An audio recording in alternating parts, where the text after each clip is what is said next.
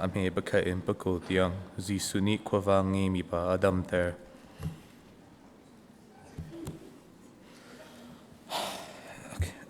Tuditun Galilee really ral gresa mina ram tu an vapan zisu tu long chungin a chwatang ka khan miti an vui na klung kwa I umi ton bi ka kat an ton hi pa hi kwavang ni amote I klana khan kwa asami asi aho ni thir tik tik zongin an shenko tilo Voi tampi tu akut le ake ka antem ton seman selo antem fate thir tik tin tu atat di na I ake shan aken na thir tu akya di na aho men ni ante kolo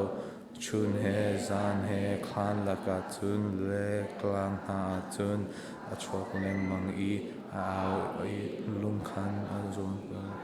mang Zisu a hei hu a khan lam hlad non a kin a tuta a avakli I Marka khan aku abil I fak bien a au I chung nung big patian fapa Zisu zay da nakadu na ko zay kan ting ha tan tu tat tot so ha di ati hi bia achim nak tu Zisu ni khan klara talo hi pa chung hin chuak dia arak ti ta asi tu ta ma tu namin hola asi dia ahal mi pa ni tun tampi kan si ta a kamin tu bupi asi dia ati tun klara talo na tu turam chung tun to so ma ase si anol an ponga tun vokrun ngan pi pakhat I klang chunga tun an klong Rao ni zun Zisu tu vok sina kin kan kauter lo an chunga kin kan luter tua tia an mo tu ta a kauter ha Rao talo tu mi pa chung kan an chuak I vok chunga kan an lut tu an dilak in lungpang chung kan rili chunga an zuang tiam mam I an thi di thong niklok an si vok atong tu na tu an zam I tu thong tu khong le lo ka chun an tha na tu thi lo mi zo o ka chun mi kha an vakal Zisu sin tu an vapan I asin na tun achung I klara tala pupi ton mi pa ka ni puan I shuk le lung fim in raktut ko ka mu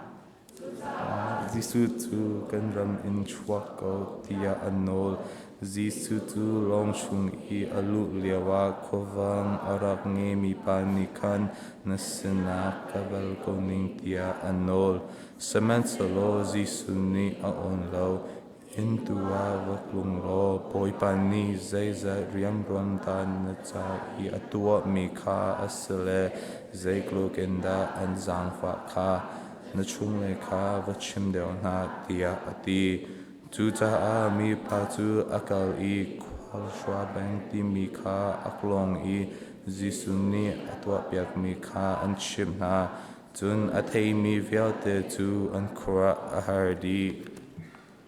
能出口章。